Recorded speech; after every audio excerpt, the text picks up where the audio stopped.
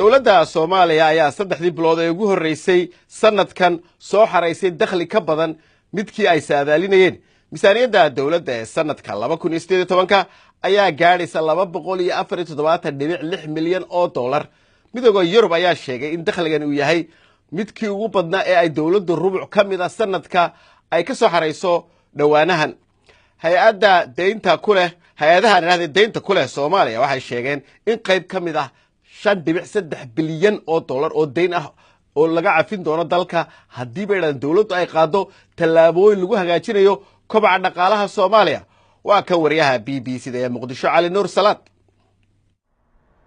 dekada Muqdisho waa isha ugu weyn ee dhaqaale ee dowladda federaalku leedahay. mashquul badan oo dhoofin iyo dejin isugu jira ayaa iminka ka soconaya.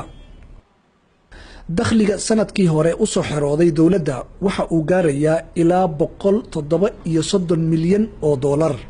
dekada oo kaliya waxaa sanadkii la soo dhaafay ka soo gashay ilaa 78 milyan oo dollar. waxa ayna weli qorsheynayaan in dakhliga dekada Muqdisho la gaarsiiyo ilaa 250 milyan dhammaadka sanadkan.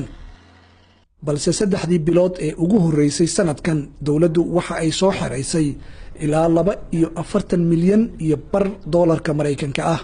canshuurta waa sidiisi ganacsatada iyada ahayd wax canshuura karta canshuurata shaqaalihii shaqeyn jiray un baa shaqeeya laakiin waxa la dhaxgalay badeecada caloosheeda in laga run sheego.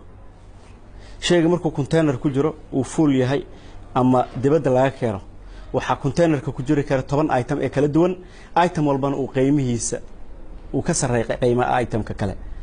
waxaa la hubiyay marka shay walba inay ku dhacdo qiimaha saxda ah taasana keentay dakhliga inuu kordho. dakhliga ugu badan ee dowladda Soomaaliya waxa uu canshuur ahaan uga soo xiroodaa alaabada laga dhoofiyo isla markaana laga soo dejiyo dekadan.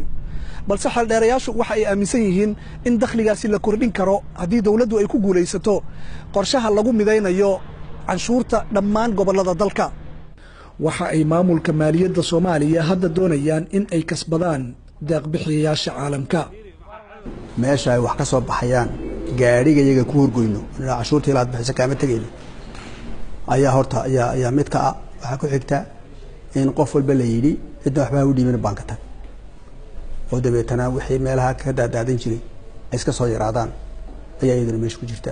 waxa kale ku jirta iyada oo inta badan cashuurihii ay awal la hirgelin jiray imika la hirgeliyay. canshuuro cusub oo ay wasaaradda maaliyadda hirgelisay ayaa dhaliyay khilaaf soo kala dhaxgalay ganacsatada iyo dowladda, balse ugu dambeyn waa ay hirgaleen. laakiin caqabadaha canshuur qaadistu halkaa kuma aanay dhammaan. aad bay u wanaagsanaan lahayd in ay dowladda dhexe ay ku guulaysato marka hore maareynta nidaamka maaliyadeed iyo nidaamka canshuur ee magaalada Muqdisho oo ah caasimadda dowladda dhexe ee Soomaaliya. si ay dowladdu u yarayso baahida loo qabo deeqaha caalamiga ah una gaarto isku filnaansho waa in ay dowladdu sare u qaadaa dakhliga gudaha ka soo gala.